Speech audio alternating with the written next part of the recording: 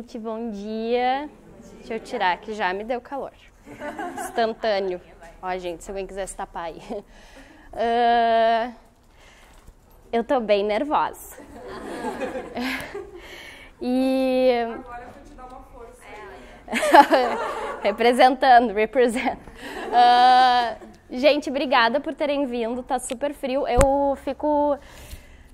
Estou quase me emocionando de ver, quer dizer, por dentro eu estou muito emocionada, mas enfim, de ver tanta gente aqui hoje, num dia tão frio, né, que é difícil levantar. Então, muito obrigada, fico muito feliz de vocês estarem aqui comigo hoje. Todo mundo me ouve bem aí atrás? Tá. Então, eu acho que para falar desse tema, né, desse mês, eu não consigo não falar sobre a minha vida pessoal e nem não falar sobre o estúdio, assim, porque tá tudo muito entrelaçado, né? Não é só a cerâmica. Eu sou ceramista, estamos no meu estúdio e, enfim, vou contar como tudo começou. Então, essa sou eu, pequenininha. Eu acho que essa foto mostra muito, assim, do jeito como eu fui criada. Touca de banho na cabeça, peladona e um all-star amarelinho ali. Acho que os meus pais, quando eram jovens, com certeza foram hips. Eu tenho certeza absoluta e fotos para comprovar. E eu fui criada assim de um jeito bem solto, assim, com muito amor. Só que eu tive uma trajetória que já começou bem diversa. Eu estudei em 5 colégios por motivos que não vamos entrar agora, mas fiz 3 faculdades, porque acho que a gente é muito nova, né, quando a gente sai do colégio, então demorei a me decidir. E quando decidi, no fim da faculdade, não optei por ela, mas acho que é muito do que eu sou formada em psicologia, né, então é um curso muito lindo que dá pra gente um background muito legal de se ter. Fiz uma pós-graduação, então, em moda, em design estratégico com foco em moda, na verdade. E aí eu trabalhei com fotografia, com produção de moda, com mídias sociais, com muitas coisas, daí mais focada em moda mesmo. E aí eu fui parar numa grande empresa de moda, trabalhando com pesquisa de tendências, que é uma coisa que até hoje eu acho super legal, assim, acho uma temática bem interessante. Fiquei 3 anos nessa empresa. E não sei se vocês já viram esse panda em algum lugar. Esse panda é uma propaganda que rolou há um tempo atrás, que era um panda que ele era super fofinho, dava uma música fofa, e aí porque razões X ele saía quebrando tudo. E era um pouco erro no trabalho no fim, assim, porque eu tava bem cansada, apesar de continuar trabalhando e tal, eu tava tipo um panda querendo quebrar tudo, assim, eu tava bem exausta, porque tinha uma coisa de satisfação pessoal, que eu me sentia presa, era uma empresa muito tradicional, então eu me sentia muito presa, a gente ficava muitas horas do dia lá dentro, então tinha uma coisa que, apesar de eu gostar do trabalho em si, tinha uma coisa que estava meio esquisita dentro de mim. A questão dos valores, né, gente? Eu trabalhava numa empresa de fast fashion, que é uma empresa que me ensinou muito, assim, só que chegou no momento que os valores e as crenças da empresa estavam indo para um lado e eu estava indo para outro, assim, não acreditando em algumas coisas do tipo produção em massa, na China, enfim, valores do fast fashion, né, que estavam batendo muito comigo, tava muito incongruente naquela vida, né. Muitas horas trabalhando, né, muitas horas. E essa luta sem fim contra o tempo, assim, que eu sempre sentia que eu estava devendo, por mais que eu ficasse muito tempo lá, eu estava sempre numa sensação de incompleta, eu estava, apesar de entregar, não sentia que eu entregava tudo que tinha que ser entregue, e aquilo era muito angustiante para mim, né. E aí, o meu noivo, que está por aí, tá lá, ele é da gastronomia. E ele um dia falou pra mim, vamos fazer uma aula de cerâmica, eu sempre quis e tal, porque ele já tinha essa conexão com as louças, né? E eu falei, vamos, mas zero conexão, nunca tinha parado pra pensar sobre isso, assim. E aí a gente foi fazer uma aula, ele não se conectou muito, né? Eu tive que terminar o prato dele, que ele começou na primeira aula. E eu me conectei demais, assim, pra mim foi um encontro do divino, como eu gosto de chamar. eu senti que o tempo dilatou naquelas 3 horas, assim. Eu senti que a argila tinha um tempo diferente, que eu pude me sentir presente de novo e ela, como o trabalho manual, né, gente, ele tem muito disso, ele é muito terapêutico, né, nesse sentido. A argila me faz ficar presente, mas muitas vezes a terapia do trabalho manual é viajar, né, tu tá ali de repente fazendo um bordado, uma coisa e tu tá, enfim, pensando sobre a vida, relaxando, então foi um momento muito especial para mim, realmente foi muito revolucionário, uma pequena revolução, assim, dentro de mim. E aí eu fiquei 2 anos estudando cerâmica, 1 ano e meio mais ou menos. E aí eu estudei, fiz com uma professora, como hobby, depois eu queria saber coisas mais técnicas, eu sentia que eu até atrapalhava um pouco o andamento da aula, porque estava todo mundo bem querendo desopilar e tal. E eu ficava, ai, mas qual é a temperatura? Ai, mas como é que é a densidade? E aí, tipo, não era o momento, assim. E aí eu comprei o torno, que é aquele do Ghost. E aí eu fiquei estudando sozinha em casa, tutorial do YouTube, enfim, né, como jovem que sou. E aí chegou uma hora que eu pensei, tá, cerâmica tá muito grande dentro de mim e o meu emprego tá muito pequeno, então, assim, pequeno na minha vida, assim, então eu vou tomar essa decisão de trabalhar com cerâmica e de empreender, que também é um outro universo, dá uma outra, né, um outro toque, assim, de empreendedorismo, porque é uma vida louca, mas maravilhosa, assim, muito legal. Então, vou empreender, vou ter meu estúdio, tá. Então, vou avisar a galera como é que eu vou disso tudo, né, porque já tive toda essa minha trajetória meio maluca, assim, e essa foi a reação da minha mãe, essa do meu pai, dos meus amigos, do meu noivo, lá uma expectativa, e a minha. E aí, gente, o que eu fiz? Eu fiquei procurando, eu procurei um curso técnico, e aí eu não achei, porque só tinha, tipo, hobby, assim, aulas mais como hobby. Daí eu achei faculdade, só que eu acho uma faculdade de cerâmica, assim, seria artes plásticas, alguma coisa assim, eu acho que não seria o momento da minha vida, assim, eu não gostaria de entrar, assim, tanto na academia, eu queria empreender, afinal de contas.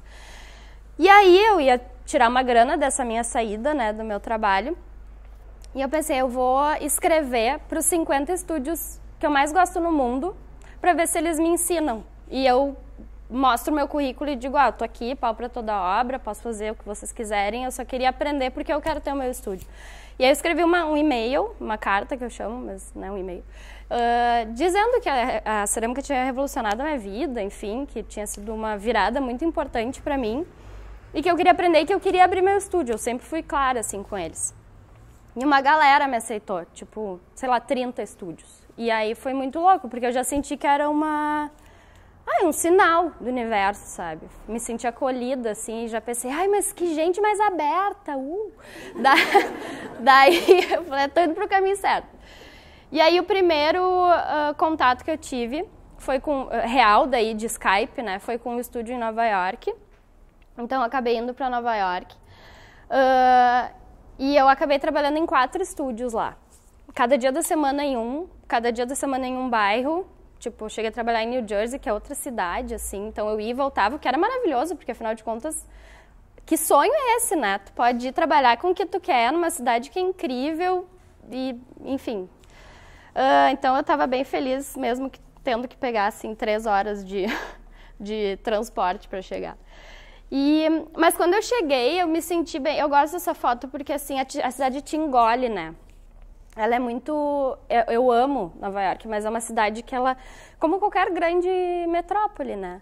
Ela te atropela se tu deixar, assim, até tu te entender naquele lugar. E eu vinha numa pegada tipo a yoga, plantas, e cerâmica, E aí eu cheguei e eu lembro que eu saía de casa e quando eu voltava eu ficava, tipo, encolhidinha, assim, na cama, porque tava sendo demais aquela energia, assim. Porque eu cheguei bem no meio do feriado deles, então eu demorei, tipo, uns 5 dias para começar a ir pros estúdios. E esses 5 dias foram meio, tipo, muita coisa, tipo assim, o que eu fiz? Tô louca, tô em outro país, larguei meu emprego, tipo, o que tá acontecendo? Mas daí, eu comecei a trabalhar. E daí eu trabalhei com 4 ceramistas incríveis. 4 estúdios, na verdade, mais ceramistas, mas 4 estúdios. O primeiro é o Jono Pandolfi. Quem quiser seguir todos eles, acho que é bem legal. Né? O Jono foi um cara que daí foi da onde eu tirei o modelo aqui da Alma, que nosso carro-chefe é atender restaurantes, né? E aí, ele é um cara que só atende restaurante, vende direto para restaurante, e ele atende os melhores do mundo. Agora o restaurante que ele é braço direito do chefe ganhou o melhor do mundo, que é o Eleven Madison Park. E esse cara me pegou pela mão, assim, e falou, sentava comigo, dizia, como é que tu vai abrir teu estúdio? Me explica qual é a tua ideia. Tipo, ele abriu o business dele para mim, e me ensinou, assim, muito. Ele é um grande professor, então foi incrível. Esse é o John. Sério, ele usa uma camiseta. E tem outro aqui, ó. Sério, é maravilhoso. Ele é uma pessoa muito peculiar. E aí aqui é o estúdio dele, um pedaço. O estúdio dele é 4 vezes aqui o galpão. E foi aí que eu comecei a me reconectar. Me conectar com a cidade. Porque daí eu entendi meu lugar ali dentro. Eu tinha um espaço que eu estava totalmente, assim, entregue, e aí eu comecei toda aquela confusão do começo de Nova York começou a fazer muito sentido, e aí a cidade, assim, se abriu para mim, e daí sim a experiência começou mesmo. E os estúdios foram muito importantes, os lugares mesmo, físicos, sabe? É muito importante, porque foi muito importante para eu criar essa conexão mesmo. Por isso que eu tenho tanto amor por esse espaço, assim, porque eu entro aqui e eu me sinto abraçada, sabe? Eu cuido muito dele. Para que eu vou começar a chorar. Eu me sinto muito abraçada, assim, eu cuido muito, sou chata com a organização. Tenho 2 pessoas maravilhosas que trabalham aqui comigo. A Nath tá aqui. Sou chata, então, porque eu quero que seja tudo, tipo, muito, enfim, acolhedor. O outro estúdio que eu trabalhei, que é esse estúdio que fez o primeiro contato comigo, é o Franca. Elas que me disseram, são 2 meninas maravilhosas, que a gente até foi na Marcha das Mulheres lá em março do ano. Sim, muito legal. E elas são maravilhosas, elas que me deram a ideia, porque o que aconteceu? Quando eu falei com elas, elas falaram assim, a gente trabalha com a técnica de molde de gesso. E na época eu não conhecia, e eu tinha até um preconceitinho, porque é uma técnica que tu consegue replicar as peças. Eu pensava, isso aí não é manual, sabe? Isso aí é tipo... Não quero reproduzir peça. Daí elas falaram a gente trabalha com molde de gesso, de repente, se tu não conhece, trabalha em outro estúdio também. E aí, a partir daí, eu achei esses 4 estúdios, e aí comecei a trabalhar e aprender muitas técnicas ao mesmo tempo. E hoje a técnica de molde de gesso é minha preferida, assim, sou apaixonada, é super manual também, tanto quanto as outras, então tá tudo certo. E esse é o estúdio delas, é o estúdio que eu me inspiro muito também aqui, acho que é o que eu mais me inspiro, assim, esteticamente falando, né? A BDB, que é uma mulher maravilhosa também, eu só conheci gente incrível lá. Era uma mulher que eu tinha referências 1000, assim, no Pinterest. E eu cheguei lá, daí descobri que ela era de Nova York, e aí eu falei pra ela, e ela estava na Coreia, porque ela é metade coreana, metade brasileira, e eu não sabia. E eu cheguei lá e falei, deixa eu trabalhar contigo e tal. Eu trabalhei menos tempo com ela, porque ela estava viajando. Ela falou, tá, chega aí, vamos conversar. Eu entrei falando inglês, assim, daí ela me parou uma hora e falou, eu sou brasileira. Daí eu falei, oi, como assim? Daí ela, não sei o que, daí tá, me acolheu também muito. E ela tem um trabalho que é tipo, esse é o estúdio dela, mas o trabalho dela é incrível, é tudo muito manual, gente. Eu fui dos extremos, assim, nas técnicas. Ela é uma caneca, a gente fazia em uma tarde. Tipo assim, é muito slow e muito, assim, visceral do trabalho manual mesmo. É muito lindo.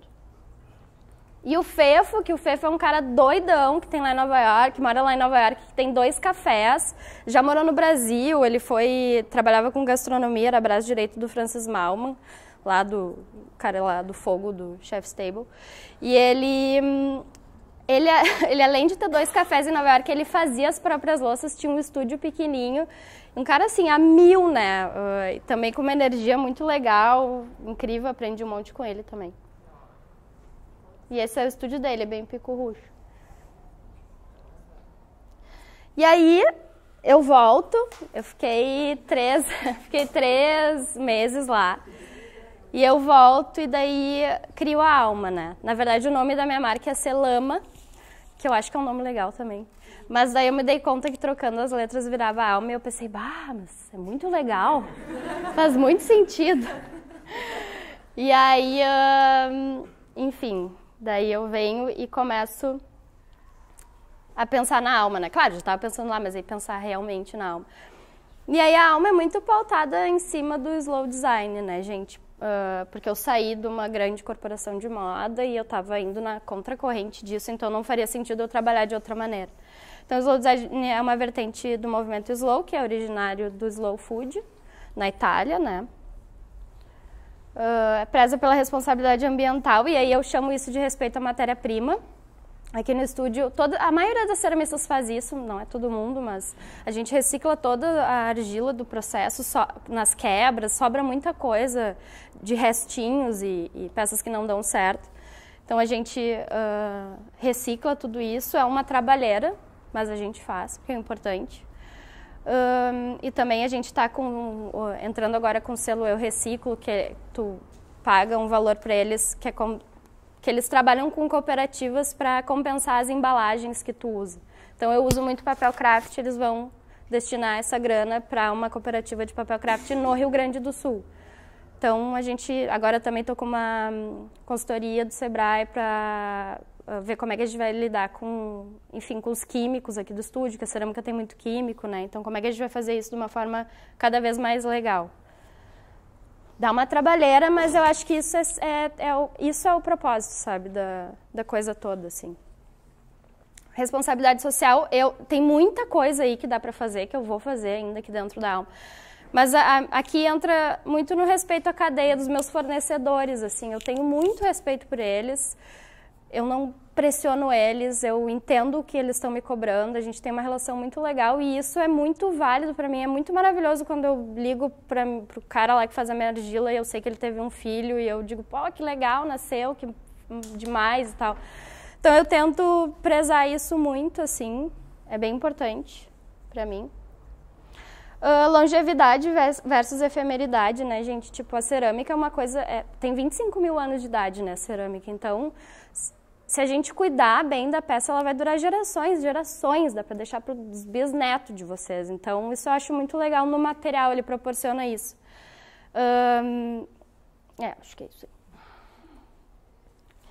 E aí propõe a preservação do valor afetivo histórico, e daí a gente tem um projeto que a gente não colocou, a gente está fazendo alguns testes, não colocamos ainda para andar mesmo, mas tem essa filosofia japonesa, que é do Kintsugi, que as cicatrizes, na verdade, não precisam ser escondidas, né? Elas são a beleza que tem dentro da gente, da nossa história. Então, eles pegam essas peças de cerâmica quebradas e colam com ouro, o que faz a cicatriz ficar muito linda, né? Esse copo aqui, e as cicatrizes da alma surgiu porque tem a mãe de uma amiga minha, uma artista plástica muito maravilhosa, e eu quebrei esse copo, e esse foi o primeiro copo. Quando eu estava nos Estados Unidos, eu fiz um molde de gesso, e esse foi o primeiro copo que saiu desse molde. Então, é o meu primeiro copo do meu primeiro molde de gesso, e um dia ele quebrou. E eu fiquei muito triste. Quando a gente é ceramista, a gente desapega total de quebrar. A gente quebra, a gente toca o baile, porque quebra muita coisa, né? No processo mesmo de fazer, a gente usa um forno a 1200 graus, então é muito agressivo, né? Então, a gente quebra direto e tá tudo certo. Mas esse copo, eu fiquei, tô muito triste. E aí eu guardei os cacos dele e eu não consegui nem olhar, porque eu tava muito sentida mesmo. E um dia eu cheguei ela foi lá me visitar no meu estúdio antigo e ela falou, esse copo aqui. Falei, tia, quebrou, não sei o quê. Daí peraí que eu vou consertar pra ti. Daí ela me devolveu assim e falou, são as cicatrizes da alma. Daí eu achei muito lindo, né? E, enfim, então é um projeto que a gente tem, que é para preservar esse afetivo que a gente tem com algumas coisas nossas, né? Que são importantes pra gente, que lembram alguma coisa especial. De trazer pra mim e a gente fazer isso nas peças. E, enfim... E fazer também com as peças que quebram aqui no estúdio, por uma questão também de sustentabilidade, né? Que daí também não vai para o lixo. Propõe o sentido da passagem do tempo, então acho que muito do que a gente acredita aqui no estúdio também, do porquê da alma existir, como eu vivia nessa correria, né? Eu penso que uma louça bonita, um café servido numa louça legal, artesanal, é impossível passar despercebido, né, gente? Então tu pensar, tipo, reparar no que tu tá te alimentando, naquele momento da refeição, né, que é super importante, assim, então é por isso que a gente existe também, para tornar esses rituais especiais. Não precisa, também quando compram a louça e diz, eu não consigo nem usar, tá lá guardado, eu assim, não, tem que usar, não vai quebrar, tá tudo certo, sabe, tem que usar e, tipo, fazer com que seja sempre especial e não umas vezes especial. Aqui é um pouco do que a gente é, assim, que é tudo isso que eu falei, acho que até vou passar, porque... Mas, enfim, a gente acredita que dá para desacelerar, assim, essa que é a mensagem desse texto aqui. E aí, um pouco da história do estúdio. Quando eu comecei em fevereiro do ano passado, eu tinha uma sala de 20 metros quadrados, e a gente fez uma obrinha, e a Glória, eu brincava, eu chamava ela de Glória Caliça, porque ela estava sempre muito suja da obra. E um calor, foi bem sofrido. Mas eu estava muito feliz, porque ia ser o meu primeiro espacinho. E aí depois aqui ele feito, né, tudo montadinho e tal, só que realmente a cerâmica ocupa bastante espaço. E aí estava bem apertadinho. E aí, vagou uma sala do lado, eu aluguei toda a sala, todo o andar, né? Fiquei com o segundo andar, daí de 20 metros eu passei para 60, que foi muito legal. E depois que isso aconteceu, um mês depois, o dono da casa disse, olha só, a gente está fechando a loja, então tu vai ter que sair. E eu assim, como assim? Eu acabei de expandir. Daí foi um horror, porque eu pensei, mudanças vêm pro bem, com certeza eu vou achar algo melhor, e tarará, e aí eu comecei a procurar, e daí o meu orçamento era X, né? E aí, que era de um amigo meu, o lugar que eu alugava, então era um X bom, era um X, tipo assim, que se eu pegasse o mesmo X e alugasse uma coisa, ia ser muito menor. Eu pensei, poxa, eu acabei de expandir, não dá pra eu diminuir de novo, o que eu vou fazer? Daí empreendedor, chora, estresse, não sei o quê.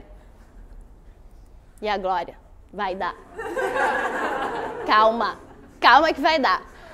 Um mix de também desespero ali nesse olhar, mas tudo bem.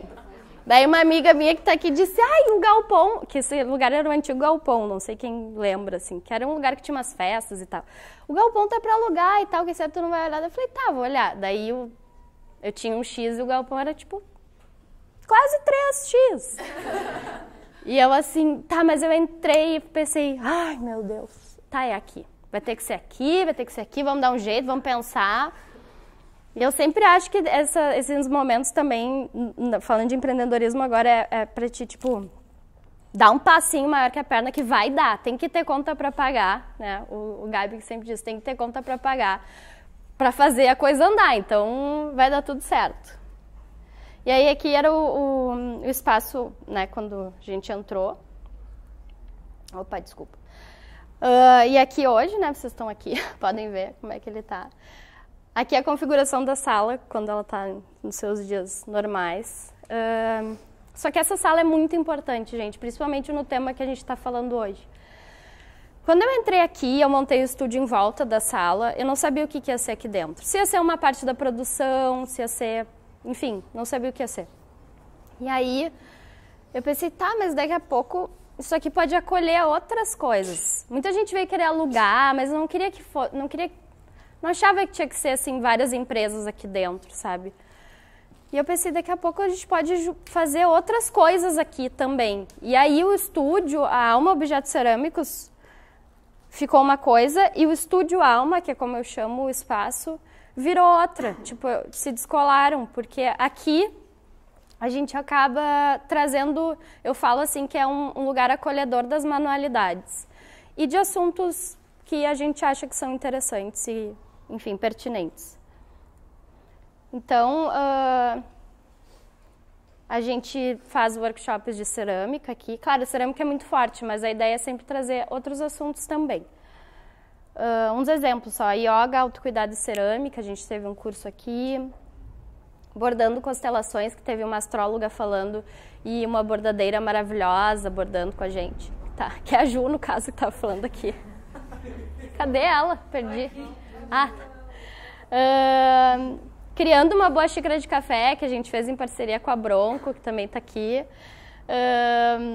e daí a gente fazia uma xícara de café depois de cerâmica. A Dada, que vai rolar em julho, vai ser aqui também. E o Creative Mornings, que está aqui hoje. Então, esse lugar ele é mais do que o estúdio de cerâmica, ele é um lugar para acolher os crafts. Então, e que eu estou muito feliz por isso, que também dá super um trabalho a mais, mas que faz muito sentido, assim. E aí, falando um pouco mais da cerâmica agora, tá tudo bem? Não, acabou. Deu? Tá. Eu tô há horas aqui tentando. Eu tô zero. É que eu não sabia onde tu tava, desculpa. Tá, então vou passar rapidinho sobre a cerâmica, que, como eu falei, essa dilatação do tempo foi muito importante, né, essa revolução aconteceu por causa do sentir da passagem do tempo, né, dentro de mim. Então, a cerâmica é um exercício de técnica e paciência, porque exige muita técnica, e é um eterno design de correspondência, assim, tem muitas manualidades que exigem projetos, e a cerâmica pode ser feita como um projeto, mas é muito tu entender como ela tá naquele dia, assim, como a argila é terra, né, a natureza é muito viva, e tem o tempo de temperatura, né, e o tempo da passagem do tempo. Eu brinco que um prato, ele é diferente, eu posso usar ele 365 dias e 365 dias vai ser diferente o jeito de fazer ele, porque tem todas essas, enfim, essas correntes que estão se cruzando, né. Então tem a secagem, que demora bastante, o acabamento, que é super manual, a primeira queima, que é 940 graus, tem várias temperaturas, mas a gente usa 940. Aqui era o espacinho que o forno ficava no outro estúdio, que era bem perigoso. Tá? Mas tudo bem, vivendo e aprendendo e arriscando. O esmalte, que depois que a gente queima a primeira vez, está pronta para pintar a peça. A segunda queima, que é a 1240 graus. E voilá, tá pronto. Ou não. Porque eu já tirei uma fornada que foi inteira, assim, né? Tem a Lari, que é ceramista, também pode dizer, né? A Lari é tipo assim, ó. Às vezes dói. Mas a gente tem que desapegar, não tem jeito. É muito técnico mesmo. E o que acontece dentro do forno é só as deusas do fogo que sabem, porque a gente não manda mais nada. Então, é muito um espelho sobre a nossa relação com o tempo, porque uma peça para ser feita, a gente geralmente leva em torno de 1 mês.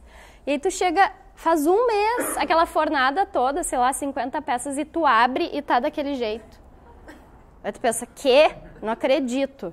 Mas tudo bem, é uma relação com o tempo que tu tem que a gente, ceramistas têm muito essa flexibilidade, assim, com relação a isso. Nos workshops, então, eu sempre falo que a expectativa é a morte da experiência, porque às vezes, é bem forte, né? Mas às vezes a pessoa chega aqui, tipo, eu quero fazer uma fruteira para minha mesa. E eu assim, ó, essa é nível 2. Vamos com calma, vamos fazer um potinho aqui pequeno, vamos na humildade. Mas é o despertar pela desaceleração, assim, é muito louco que a gente vê muita coisa no workshop de cerâmica, né? As pessoas ficam, assim, às vezes super ansiosas e, na verdade, é a argila que manda, a gente não é o protagonista. Quando a gente fala de cerâmica, é a argila que dá as ordens, assim. Então, relaxa e vai ser feliz, porque senão...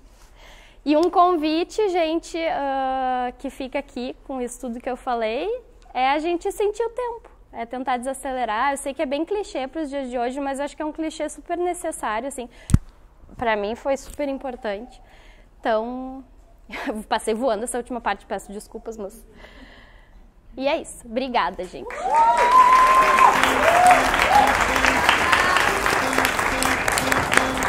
Deu tempo, fechei.